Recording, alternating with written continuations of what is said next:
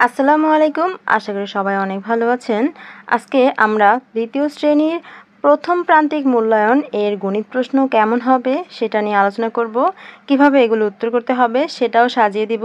যারা অভিভাবক রয়েছেন তারা আপনাদের সন্তানদেরকে বাসায় একটা প্রস্তুতিমূলক পরীক্ষার ব্যবস্থা করে দিতে পারেন। এই প্রশ্নটা আপনারা স্ক্রিনশট দিয়ে রাখতে পারেন, অথবা আমি ডেসক্রিপশন বক্সে পিডিএফ লিংক দিয়ে দিব, সেখান থেকে একদম বিনামূল্যে ফ্রিতে ডাউনলোড করে এই প্রশ্নটি পেয়ে যাবেন। এই প্রশ্নটি থেকে আপনারা বাসায় আপনাদের সন্তানদেরকে একটা প্রস্তুতিমূলক পরীক্ষার ব্যবস্থা করে দিতে পারবেন। এক্ষেত্রে কি হবে, বাচ্চাদের খুব ভালো একটা প্রিপারেশন হবে। তারা কিভাবে পরীক্ষাতে লিখতে হবে, কিভাবে অ্যান্সারগুলো করতে হবে সেই ধারণাটা লাভ করবে। এতে করে বাচ্চারা খুবই উপকৃত হবে। কেননা অনেক ক্ষেত্রে দেখা যায় যে বাচ্চারা ক্লাসে খুব ভালো পড়াশোনা পারলেও পরীক্ষার সময় তারা খুব নার্ভাস ফিল করে, কিভাবে উত্তরগুলো লিখতে হবে সেটা হঠাৎ করে বুঝতে পারে না। কিন্তু বাসাতেই তারা যদি এমন একটা পরীক্ষা দিতে পারে তাহলে পরীক্ষার হলে গিয়ে তারা আর নার্ভাস হবে না। সেটার জন্যই আজকের ক্লাসটা, যেখানে আমি প্রথমে প্রশ্নটি দেখাবো, তারপর সেগুলো কিভাবে সাজিয়ে উত্তর লিখতে হবে তা দেখাবো। প্রথমেই প্রশ্নটি দেখিনি। দেখেন, এখানে মোট 100 মার্কের প্রশ্ন রয়েছে। সময় হচ্ছে 2 ঘন্টা। 1 নংয়ে অঙ্ক লিখতে হবে, মোট 10 নাম্বার। তারপর 2 নংয়ে কথায় লিখতে হবে, মোট 10 নাম্বার। 3 নংয়ে প্রতিটি অঙ্কের স্থানীয় মান লিখতে হবে। নিচে কিছু সংখ্যা দেওয়া আছে, সেই সংখ্যাগুলোর প্রতিটি অঙ্কের স্থানীয় মান লিখতে হবে। মোট 3টি প্রশ্ন আছে, সেখান থেকে যে কোনো 2টি দিতে হবে, মোট 5 নাম্বার। 4 নংয়ে সংখ্যার তুলনা করতে হবে এবং ছোট থেকে বড় সাজাতে হবে। 2টি প্রশ্ন আছে, মোট 5 নাম্বার। 5 নংয়ে সংখ্যার তুলনা করতে হবে এবং বড় থেকে ছোট সাজাতে হবে। এখানে মোট 2টি প্রশ্ন রয়েছে, নাম্বার হচ্ছে 5। 6 নংয়ে দেওয়া আছে নিচের সংখ্যাগুলো থেকে জোড় বিজোড় সংখ্যা আলাদা করি। নিচে অনেকগুলো সংখ্যা এলোমেলোভাবে দেওয়া আছে, সেখান থেকে জোড়গুলো আলাদা করে লিখতে হবে এবং বিজোড়গুলো আলাদা করে লিখতে হবে। এখানে মোট 5 নাম্বার রয়েছে। 7 নংয়ে রয়েছে পরবর্তী সংখ্যাগুলো কত সেটা লিখতে হবে। এখানে মোট 5টি প্রশ্ন রয়েছে, মোট নাম্বার হচ্ছে 10। 8 নংয়ে 1 থেকে 10 পর্যন্ত ক্রমবাচক সংখ্যা লিখতে হবে, মোট 10 নাম্বার। 9 নংয়ে আছে যোগ করো, 10 নংয়ে আছে বিয়োগ করো। 11 নংয়ে মোট 5টি প্রশ্ন রয়েছে। এখানে উপরে লেখা আছে যে কোনো 4টি প্রশ্নের উত্তর দাও। যে কোনো 4টি প্রশ্নের উত্তর দিতে হবে, অর্থাৎ একটি প্রশ্ন স্কিপ করতে পারবে। মোট হচ্ছে প্রত্যেকটি প্রশ্নের জন্য থাকবে 5 নাম্বার করে, 4টি প্রশ্নের জন্য 4 5 20 নাম্বার পাবে। এই মোট 100 নাম্বারের প্রশ্ন। এখন আমরা দেখব কিভাবে এই প্রশ্নগুলোর উত্তর পরীক্ষার্থীরা খাতায় লিখবে, অর্থাৎ সমাধানটা বুঝিয়ে বুঝিয়ে এখন উত্তরটা দেখিয়ে দিব। তো চলো আমরা শুরু করি। 1 নংয়ে আছে অঙ্কে লিখো। এখানে আমরা প্রথমেই খাতার উপরে লিখে নিব 1 নং প্রশ্নের উত্তর, তারপর যে সংখ্যাগুলো লেখা আছে সেগুলো লিখে নিব। এবার এগুলোকে আমরা অঙ্কে লিখব। প্রথমে কি লেখা আছে, 583। 500 অর্থাৎ শত পর্যন্ত নিতে হবে, তো এইভাবে বিন্দু দিব। একক, দশক, শতক পর্যন্ত বিন্দু দিব। 500 অর্থাৎ শতকের ঘরে 5, 500। তারপর 83 কিভাবে লেখেন, দশকের ঘরে 8 আর এককের ঘরে 3, 8 10 3 83, 583। তারপর 350 অর্থাৎ একক, দশক, শতক, শতকের ঘরে 3, তারপর 50, 350। 906 একক, দশক, শতক, শতকের ঘরে 9, তার মানে 900। তারপর 6 মানে হচ্ছে এককের ঘরে 6 আর দশকের ঘরে 0 দিয়ে দিব। তারপর 845 একক, দশক, শতক, শতকের ঘরে দিব 8, তাহলে হবে 800। তারপর 45 হচ্ছে দশকের ঘরে 4, এককের ঘরে 5, 4 10 5 45। 675 একক, দশক, শতকের ঘরে 6, তাহলে হবে 600। আর তারপর 75 কিভাবে লেখে, 7 10 5 75 অর্থাৎ দশকের ঘরে 7 আর এককের ঘরে 5। তারপর 69, 69 তো আমরা লিখতে পারি 6 10 9 69। তারপর 78, 78 কিভাবে লেখেন, 7 10 8 78। তারপর 96, 96 কিভাবে লেখে, 9 10 6 96।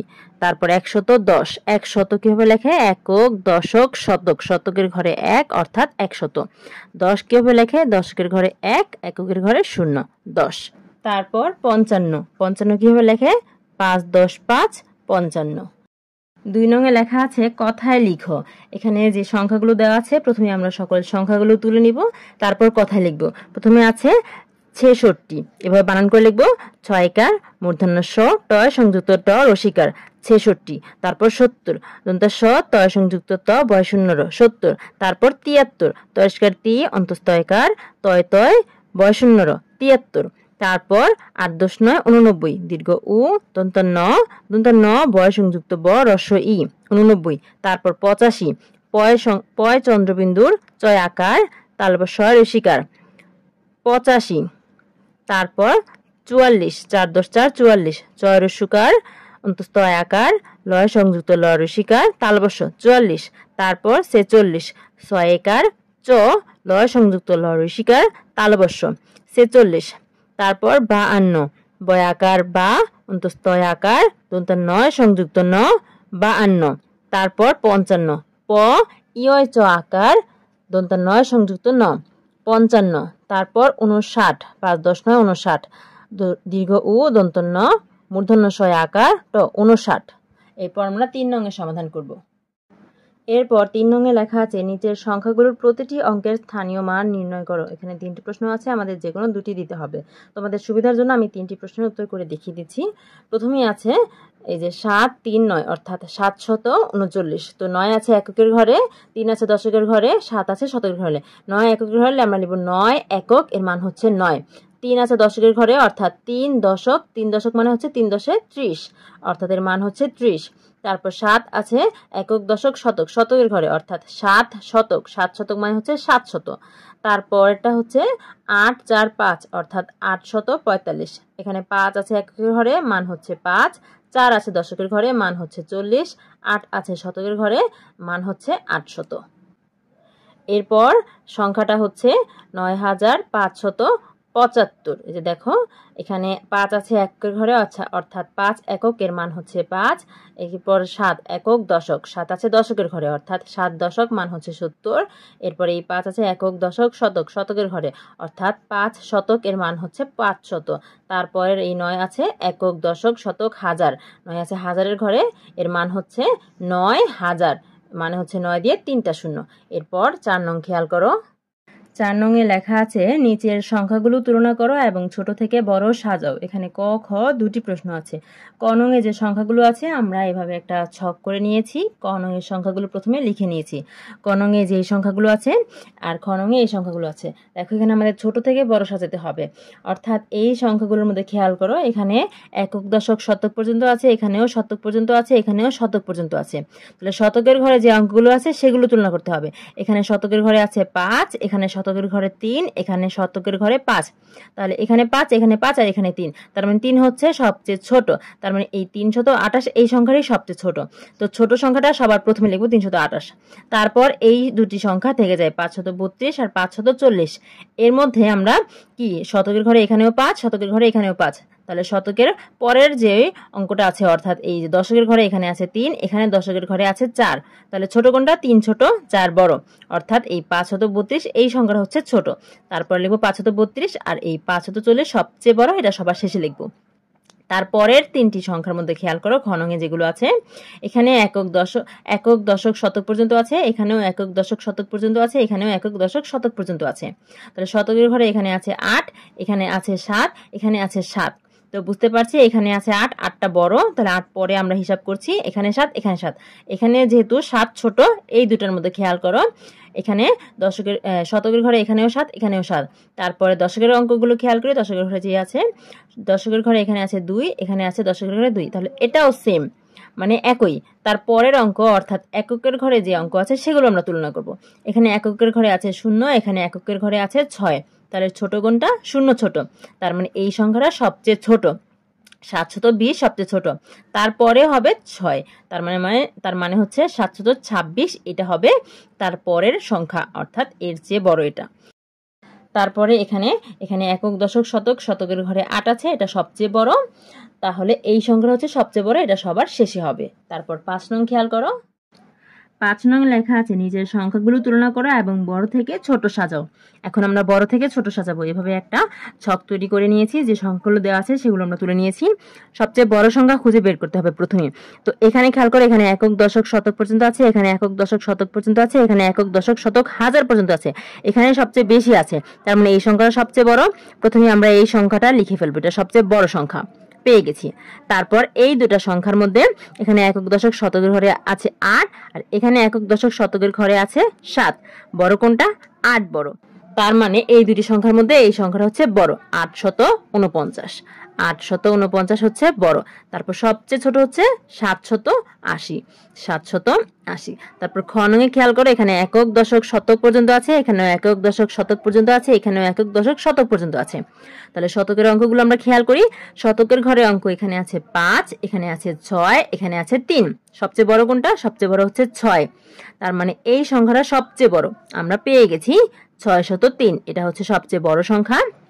এটা বাদ দিলে এখানে আছে এই শতকের ঘরে 5 আর এখানে শতকের ঘরে 3, তার মানে এই 5 হচ্ছে বড়, তার মানে এই সংখ্যাটা হচ্ছে বড়, 507। তারপর 330, এটা সবচেয়ে ছোট সংখ্যা। এই ছিল 5 নঙে। এবার 6 নং খেয়াল করো। 6 নঙে লেখা আছে নিচের সংখ্যাগুলো থেকে জোড় বিজোড় সংখ্যা আলাদা করো। 6 নঙে যে সংখ্যাগুলো আছে, প্রথমে আমরা সকল সংখ্যাগুলো তুলে নিয়েছি, এখানে জোড় আর বিজোড় সংখ্যা আমরা আলাদা করব। প্রথমেই আছে 7। 7 কি জোড় না বিজোড় বলো তো? 7 হচ্ছে বিজোড়, তাহলে বিজোড়ের ঘরে লিখবো 7। এরপর এখানে আছে 15। 15 সবার প্রথম অঙ্ক অর্থাৎ এককের ঘরে আছে 5, এটা হচ্ছে বিজোড়, তার মানে 15 হচ্ছে কি বিজোড় সংখ্যা। বিজোড়ের ঘরে লিখবো আমরা 15। তারপর 13, এটাও বিজোড় সংখ্যা, কারণ এই 3 হচ্ছে কি বিজোড় সংখ্যা, 13। তারপর এখানে 24। 24-এর এককের ঘরে আছে 4। 4 কি জোড় না? তাহলে 24 হচ্ছে জোড় সংখ্যা, আমরা জোড়ের ঘরে লিখবো 24। তারপর এখানে 33। 33-এর এককের ঘরে আছে 3। 3 হচ্ছে বিজোড় সংখ্যা, অর্থাৎ 33 হচ্ছে বিজোড় সংখ্যা। তারপর এখানে আছে 32। 32-এর এককের ঘরে আছে 2।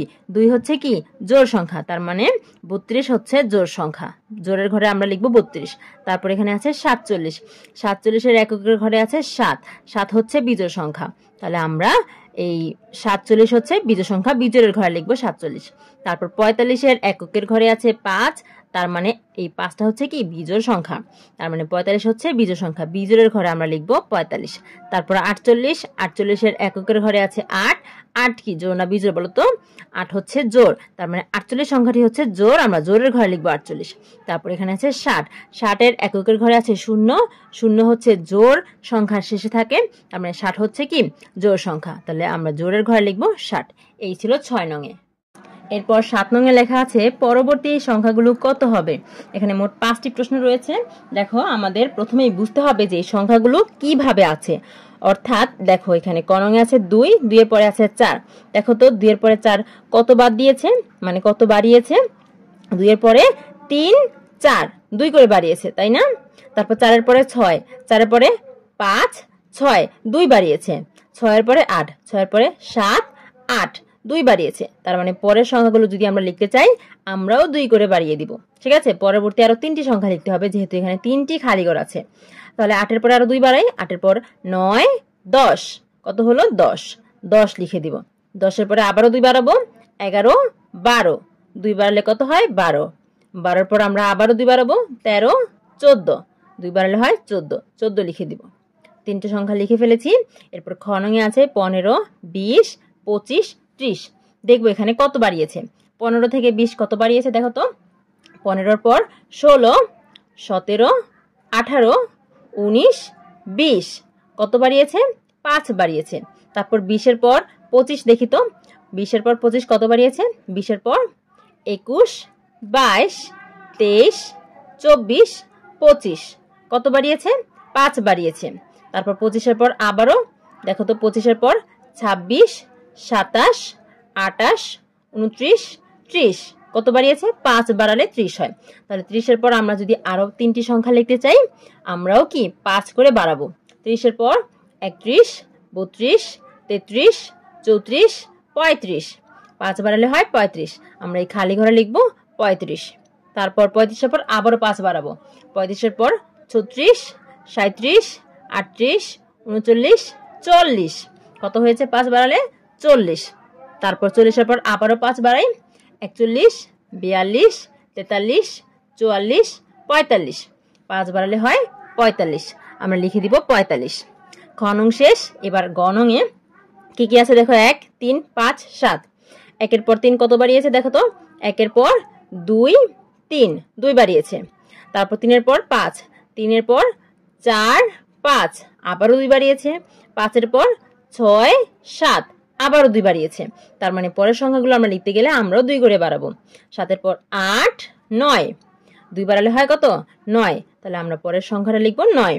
তারপর 9-এর পর আমরা আবারও 2 বাড়াবো, 10, 11, 2 বাড়ালে হয় 11, 11 লিখে দিব। 11-এর পর আবারও 2 বাড়ালে 12, 13, 13 হয়, 13 লিখে দিব। শেষ। গ নং 3টি সংখ্যা লিখতে বলেছে, 3টি লিখেছি।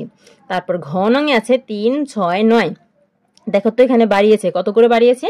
3-এর পর 4, 5, 6, 3 করে বাড়িয়েছে, তাই না, যে 6 পাচ্ছি। 6-এর পর আবারও 9 আছে, 6-এর পর দেখো 7, 8, 9, 3 বাড়ালে 9 হয়। তাহলে পরের সংখ্যাগুলো আমরা লিখতে গেলে আমরাও 3 করে বাড়াবো। 9-এর পর 10, 11, 12, 3 বাড়ালে হয় কত? 12। তাহলে এখানে আমরা লিখবো 12। তারপর 12-এর পর আমরা আবারও 3 বাড়াবো। 12-এর পর 13, 14, 15, 3 বাড়ালে হয় কত? 15। তাহলে পরের সংখ্যাটা হবে 15। তারপর 15-এর পর পরের সংখ্যাটা লিখতে গেলে আবারও 3 বাড়াবো। 15-এর পর 16, 17, 18, 3 বাড়ালে হয় কত? 18। তাহলে আমরা পরের সংখ্যাটা লিখবো 18। তারপর নংয়ে দেখো কি কি আছে, 15, 13, 11। দেখো এখানে কিন্তু কমছে, আগের সংখ্যাগুলো লেখা হচ্ছে, তার মানে হচ্ছে কমাচ্ছে। এখানে কত কমিয়েছে দেখো তো, 15-এর পর 13 লিখেছে। 15-এর আগের সংখ্যাটা কি? 14, তার আগের সংখ্যা কি? 13। দেখো এখানে 13 লেখা আছে, তাই না? তার মানে 2 করে কমাচ্ছে, তাই না? দেখো 15-এর আগের সংখ্যা 14, তারপর 13, 2 কমিয়ে 13 পেয়েছে। আবার 13-এর পর 13-এর আগের সংখ্যা হচ্ছে 12, 12-এর আগের সংখ্যা হচ্ছে 11। কত কমিয়েছে? 2 কমালে 11 হয়। তাহলে আমরা পরের সংখ্যাগুলো লিখতে গেলে আমরাও 2 করে কমাবো। তাহলে 11-এর আগের সংখ্যা কি? 10, তার আগের সংখ্যা 9, তার মানে 2 কমালে এখানে কত হবে? 9 হবে, এখানে 9 হবে। তারপর 9-এর পরে আবারও আমরা 2 কমাবো। 9-এর পরে 9-এর আগের সংখ্যা কি? 9-এর আগের সংখ্যা হচ্ছে 8, 8 বাদ 8-এর আগের সংখ্যা হচ্ছে 7, তাহলে 2 কমালে হবে কত? 7। তাহলে আমরা এর আগের সংখ্যাটা লিখব 7। তারপর 7-এর পর আমরা আবারও 2 কমাবো। 7-এর পরে 7-এর আগে কি আছে? 7-এর আগে আছে 6, 6 বাদ 6-এর আগের সংখ্যা হচ্ছে 5, 2 কমালে কত হবে? 5। 7 থেকে আরো 2 কমালে আমরা 5 পাই। দেখো 3টি সংখ্যা আমরা লিখে দিয়েছি। এই ছিল 7 নংয়ে। 8 নংয়ে লেখা আছে 1 থেকে 10 পর্যন্ত ক্রমবাচক সংখ্যা লিখো। তো এগুলো তোমরা একটু মুখস্থ করে নিবে, তারপর বারবার খাতায় লিখবে, তাহলে পেরে যাবে। দেখো কিভাবে এটা পড়তে হবে, লিখতে হবে। 8 নং প্রশ্ন উত্তর দিয়ে দিবে প্রথমেই, তারপর 1 দিয়ে ম লিখবে। এই প্রথমে আমরা 1, 2, 3, 4 এই সংখ্যাগুলো লিখি, আর এই পরে যে অক্ষরগুলো হয় সেগুলো কিভাবে হয়, একদম শেষের যে অক্ষরটা আছে সেই আনতে আছে। দেখো এখানে শেষে আছে ম, ম, অন্তস্থ, অন্তস্থ, অন্তস্থ, অন্তস্থ, থয় রেফ, থয় রেফ, ম, ম, অর্থাৎ শেষের অক্ষরগুলো এখানে বসে সংখ্যার সাথে, ঠিক আছে? তো 1 ম মানে হচ্ছে প্রথম, এটা হচ্ছে পয়ের ফলা প্রথম, প্রথম। এটা শর্ট করে লিখে, অর্থাৎ ছোট করে লিখে সংক্ষেপে এভাবে লিখে, আর এটাকে বানান করে এভাবে লিখে পয়ের ফলা প্রথম, প্রথম, এটা বড় করে। তারপর দ্বিতীয়, এটাকে বানান করে দয় বয় সংযুক্ত রসিকার তয় দীর্ঘিকার অন্তস্থীয় দ্বিতীয়। তৃতীয়, তয় রিকার তয় দীর্ঘিকার তি অন্তস্থীয় তৃতীয়। চতুর্থ, চ তয় রসুকার থয় রেফ চতুর্থ। পঞ্চম, প ইয় চ সংযুক্ত ম পঞ্চম। তারপর হচ্ছে ষষ্ঠ, এটা হচ্ছে 6 আর মূর্ধন্য ষ সংযুক্ত ঠ ষষ্ঠ, বানান করে মূর্ধন্য ষ সংযুক্ত ঠ ষষ্ঠ। তারপর 7 ম মানে হচ্ছে সপ্তম, বানান করে দন্ত স প সংযুক্ত ত ম সপ্তম। 8 ম হচ্ছে অষ্টম, স্বরেয় মূর্ধন্য ষ সংযুক্ত ট ম অষ্টম। 9 ম মানে হচ্ছে নবম, ন ব ম নবম, দন্ত ন ব ম নবম। তারপর 10 ম মানে হচ্ছে দশম, দ তালব স ম দশম। এটা হচ্ছে 8 নং। এরপর 9 নংয়ে লেখা আছে যোগ করো। এখানে মোট 5টি যোগ অঙ্ক রয়েছে, এগুলো আমাদের যোগ করতে হবে। যোগ আমরা পাশাপাশি কিভাবে করি দেখো তো।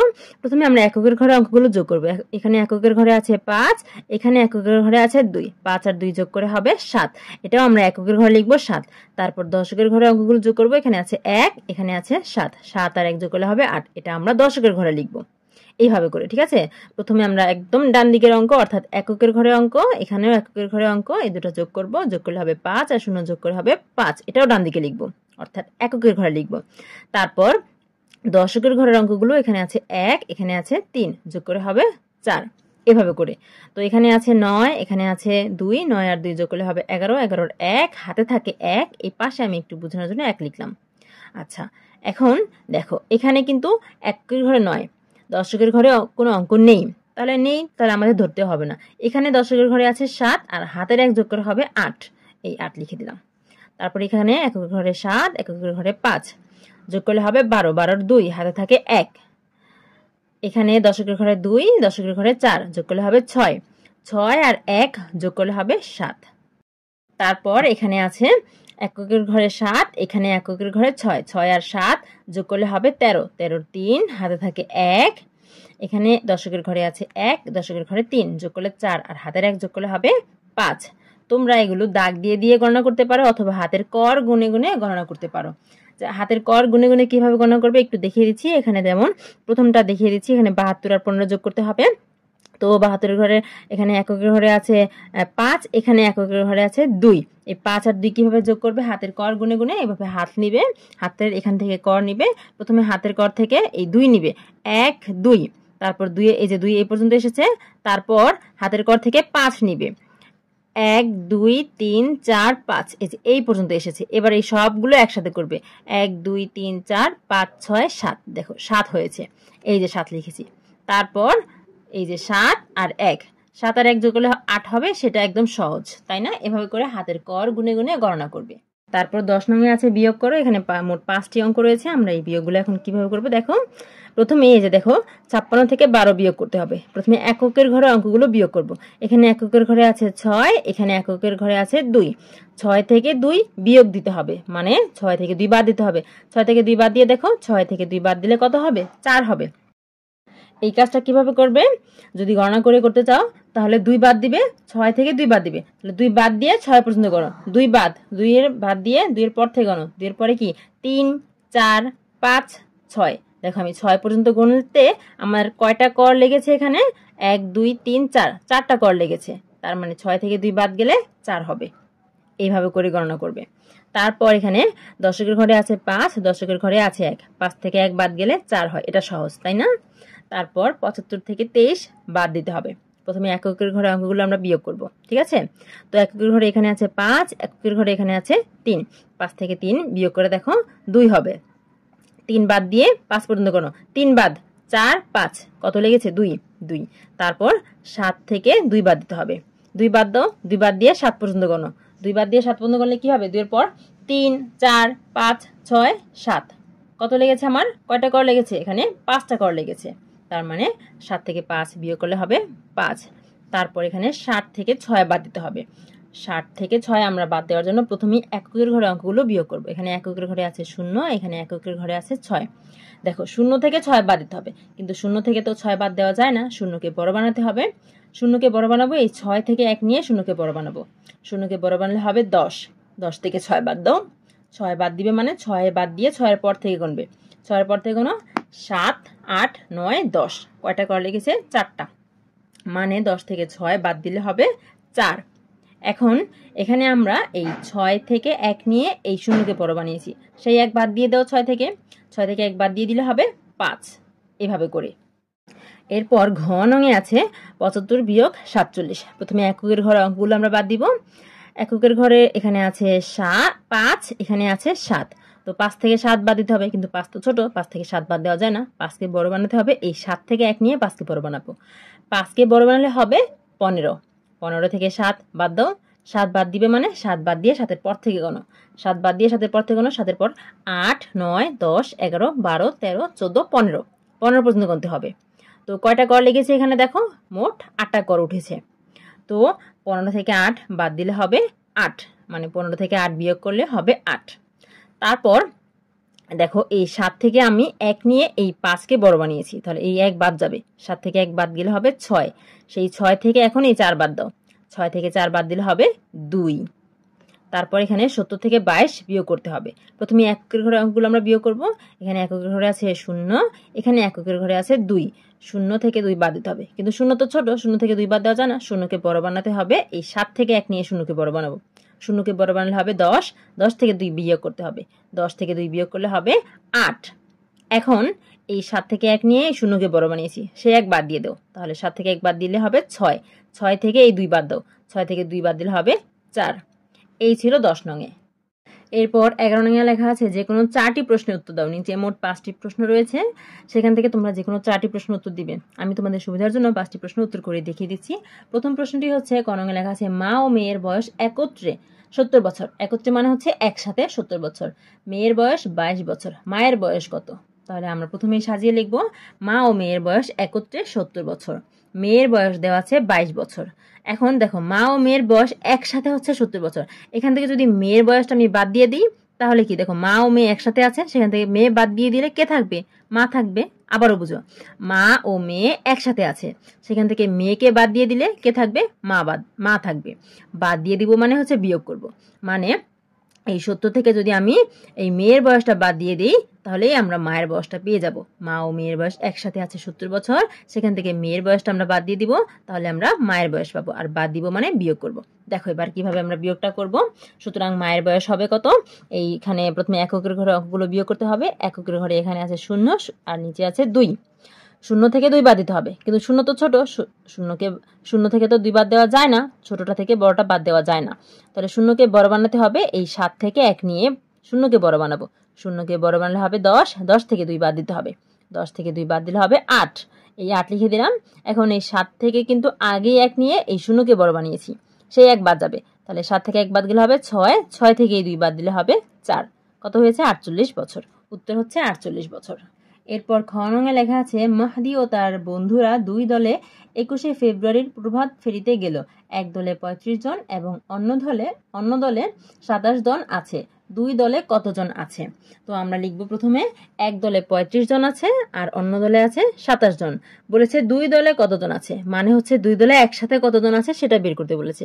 তাহলে আমরা এই দুইটা সংখ্যা কি একসাথে করব, আর একসাথে করা মানে হচ্ছে যোগ করা। তাহলে সুতরাং 2 দলে আছে, যোগ করতে হবে 5 আর 7, যোগ করলে হবে 12, 12 2 হাতে থাকে 1, 3 আর 5, 3 আর 2 5, 5 আর হাতের 1 যোগ করলে হবে 6। এই যে 62 জন। উত্তর হচ্ছে 62 জন। এরপর গণঙে লেখা আছে, রুমু থেকে ঝুমু 8 বছরের বড়, ঝুমুর বয়স 24 বছর, রুমুর বয়স কত? আমাদের এখানে ঝুমুর বয়স দেওয়া আছে, সেটা প্রথমে লিখে নিব। ঝুমুর বয়স 24 বছর, তারপর প্রথম লাইনটা যে লেখা আছে, রুমু থেকে ঝুমু 8 বছরের বড়, সেটা লিখব। রুমু থেকে ঝুমু বড় 8 বছর। খেয়াল করে এখানে কাহিনীটা হয়েছে, এখানে ঝুমুর বয়সটা দেওয়া আছে 24 বছর, আর বলেছে রুমু থেকে ঝুমু বড় 8 বছর, মানে এই ঝুমুর বয়সটা হচ্ছে বেশি দেওয়া আছে। ঝুমু যেহেতু বড়, তাহলে ঝুমুর বয়সটা কি বেশি দেওয়া আছে। তাহলে এই বেশি থেকে এই 8টা যদি বাদ দিয়ে দিই, মানে যত বেশি আছে 8 বছর তো বেশি আছে, 8 বছর যদি বাদ দিয়ে দিই তাহলে কি আমরা রুমুর বয়স পেয়ে যাব। আরেকবার বুঝো, ঝুমুর বয়স বেশি দেওয়া আছে, তাহলে কত বছর বেশি দেওয়া আছে? 8 বছর বেশি দেওয়া আছে, তাহলে বেশিটা বাদ দিয়ে দিলে তো আমরা রুমুর বয়সটা পেয়ে যাব, তাই না? তার মানে বাদ দিব মানে হচ্ছে বিয়োগ করব। তাহলে এই 8টাকে আমরা বিয়োগ করে দিব। তাহলে এখানে প্রথমে এককের ঘরে আছে 4, এখানে এককের ঘরে আছে 8, 4 থেকে 8 বাদ দিতে হবে, কিন্তু 4 তো ছোট, 4 থেকে 8 বাদ দেওয়া যায় না। 4কে বড় বানাতে হবে, আগের ঘর থেকে 1 নিয়ে 4কে বড় বানালে হবে 14, 14 থেকে 8 বাদ দিতে হবে, 14 থেকে 8 বাদ গেলে থাকে 6। এবার খেয়াল করো, এই 2 থেকে 1 নিয়ে 4কে বড় বানিয়েছি, সে 1 বাদ দিয়ে দাও, 2 থেকে 1 বাদ গেলে থাকবে 1। কত হয়েছে? 16 বছর। তাহলে রুমুর বয়স হচ্ছে 16 বছর। এটা আমরা উত্তর লিখে দিব, উত্তর 16 বছর। এরপর ঘ নঙে আছে, শ্যামল 385 টাকা নিয়ে বাজারে গেল, সে 253 টাকা খরচ করলো, তার কাছে কত টাকা থাকলো? তাহলে আমরা প্রথমে কি লিখব, বাজারে নিয়ে গেল 385 টাকা, তারপর খরচ করলো 253 টাকা। আচ্ছা, খরচ করলো মানে হচ্ছে তার কাছ থেকে এই টাকাগুলো কমেছে, সে এই টাকাগুলো খরচ করে ফেলেছে, এই টাকাগুলো তার কাছ থেকে কমে গেছে, তার মানে এই টাকাগুলো বাদ দিয়ে দিতে হবে। তার কাছে কত টাকা আছে সেটা বের করতে গেলে এই টাকাগুলো কি বাদ দিয়ে দিতে হবে। বাদ দিব মানে হচ্ছে বিয়োগ করব। তো বিয়োগ করব কিভাবে? প্রথমে এককের ঘরে অঙ্কগুলো বিয়োগ করব। এখানে এককের ঘরে আছে 5, এখানে আছে 3, 5 থেকে 3 বাদ দিলে থাকে 2। এখানে দশকের ঘরে আছে 8, তারপর দশকের ঘরে 5, 8 থেকে 5 বাদ গেলে থাকে 3, তারপর শতকের ঘরে এখানে আছে 3, এখানে আছে 2, 3 থেকে 2 বাদ গেলে থাকে 1। বিয়োগটা খুবই সহজ, তাই না? তার মানে তার কাছে এখন থাকলো কি 132 টাকা। উত্তর 132 টাকা। এরপর ও নঙে লেখা আছে, দিলীপ বাজার থেকে 45 টাকার মাছ ও 38 টাকার সবজি কিনলো, সে মোট কত টাকা খরচ করলো? সে কি কি কিনেছে সেটা প্রথমে আমরা লিখে নিই। মাছ কিনলো 85 টাকার, সবজি কিনলো 38 টাকার। যেহেতু দুটা কিনেছে, তাহলে মোট খরচ করলো কত টাকা? মোট খরচ করলো মানে হচ্ছে এই দুটাকে কি করতে হবে? যোগ করতে হবে। 5 আর 8 যোগ করলে হবে 13, 13 3 হাতে থাকে 1, 4 আর 3 যোগ করলে 7, 7 আর হাতের 1 যোগ করলে হবে 8। এই যে 8, দেখো 83 টাকা, উত্তর 83 টাকা। শিক্ষার্থীরা আজকে এই পর্যন্তই, আশা করি বুঝতে পেরেছো। এখন তোমাদের কাজ হচ্ছে এই প্রশ্নটা নিয়ে বাসায় একটা পরীক্ষা দেওয়া, তারপর সেই পরীক্ষার উত্তরপত্র আমার এই সমাধান দেখে মিলিয়ে যাচাই করে নেওয়া। তাহলেই তোমরা তোমাদের পরীক্ষার জন্য পারফেক্ট একটা প্রিপারেশন নিতে পারবে এবং পরীক্ষায় ভালো হওয়ার চান্সেস অনেক বেড়ে যাবে। সকলের পরীক্ষার জন্য অনেক অনেক শুভকামনা রইল। এতক্ষণ সাথে থাকার জন্য সবাইকে ধন্যবাদ। আজকে বিদায় নিতে হচ্ছে। নতুন গণিত বইয়ের সকল অঙ্কের সমাধান পেতে আমাদের সাথেই থেকো। আল্লাহ হাফেজ।